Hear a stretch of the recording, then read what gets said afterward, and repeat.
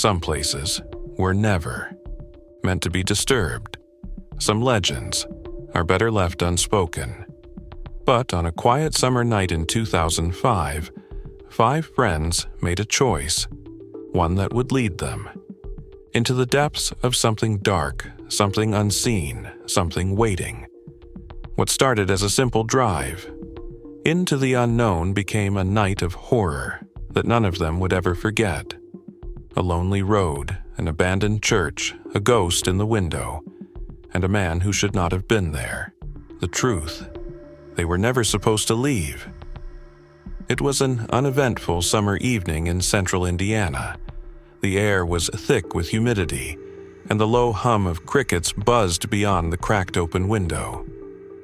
Inside a dimly lit apartment, 5 friends sat sprawled across a worn-out couch and chairs, their conversations drifting into the realm of the supernatural. That's when someone mentioned it. The Satanic Church. A name whispered in hushed tones, a place swallowed by darkness and folklore. The legend spoke of a massacre, a congregation wiped out by a cult, their spirits forever bound to the decaying structure. A church with its own graveyard, standing as a monument to something long forgotten, or perhaps something that refused to be. A spark of reckless curiosity flickered between them. "Let's go," one of them said, and that was all it took.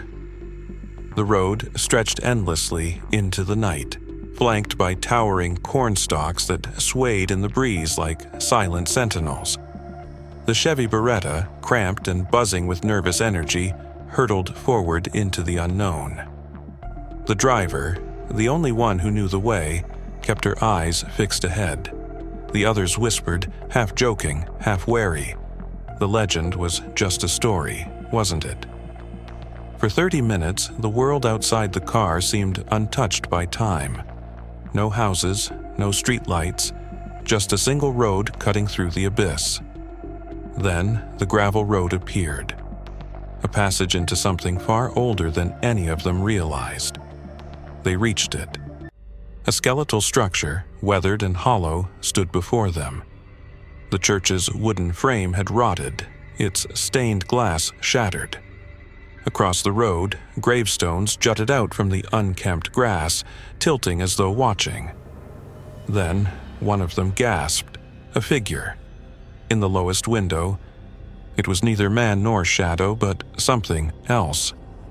A bluish-gray mist, forming the vague shape of a person. No features, no movement, just staring, watching. The group sat frozen, their breath hitching in unison. Then, in the graveyard, something moved. Then, without warning, blinding floodlights erupted from nowhere, bathing the car in searing white. A truck. Massive. Unmarked .A man stepped out, his silhouette sharp against the glow. A county sheriff's uniform clung to his frame, but something was off. No official car, no sirens, just the sound of boots crunching gravel. And he approached the passenger side. The sheriff asked them to get out. His flashlight swept over their faces, the car, their IDs. He called something in, but not on his radio, on his cell phone. The group exchanged glances. It wasn't protocol, it wasn't normal. Behind them, the church window remained unchanged. The figure still lingered. And then, it smiled. He let them go. Just like that. They sped away, leaving the church, the graveyard, the sheriff behind. Only later did they realize. The uniform was real, but the man was not. A year later, they heard whispers of a man arrested for impersonating a sheriff in that very county.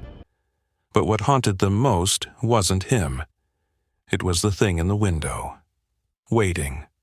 Watching. Still smiling.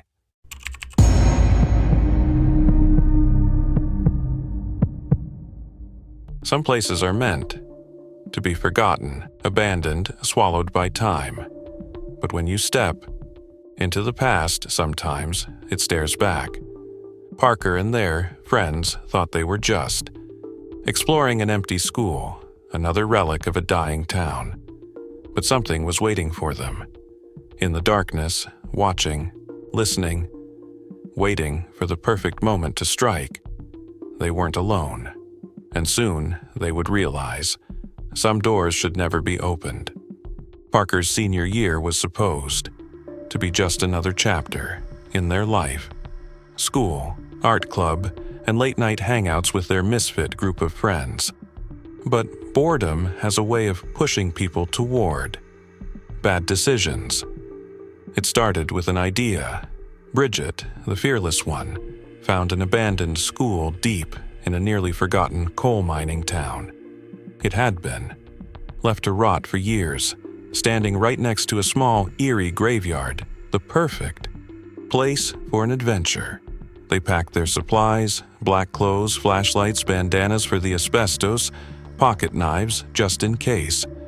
The plan was simple: get in, explore, and get out. What could possibly go wrong? The school wasn't just abandoned, it was decaying. The front door lay on the ground, as if ripped from its hinges. Rusted metal crates and splintered wood blocked the entrance, forcing the group to climb over. As soon as they stepped inside, the air changed. Dust floated like ghosts in the stale air. The walls, once covered in children's artwork, were now cracked and peeling. A silence settled in, thick and unnatural. Their flashlights cut through the darkness, but beyond the beams there was only emptiness. Or so they thought. At first, it was fun. Laughing, joking, finding relics of the past. An old AOL disc, a forgotten soccer plaque. Then they found the stairwell. Bridget warned them. The landing was weak. They pressed forward anyway. The second floor was quieter, too quiet. A classroom door stood open, daylight filtering through dusty windows. They stepped inside, feeling a sense of ease, until they saw the basement stairs. The door leading down was slightly ajar, blackness swallowing the steps beyond.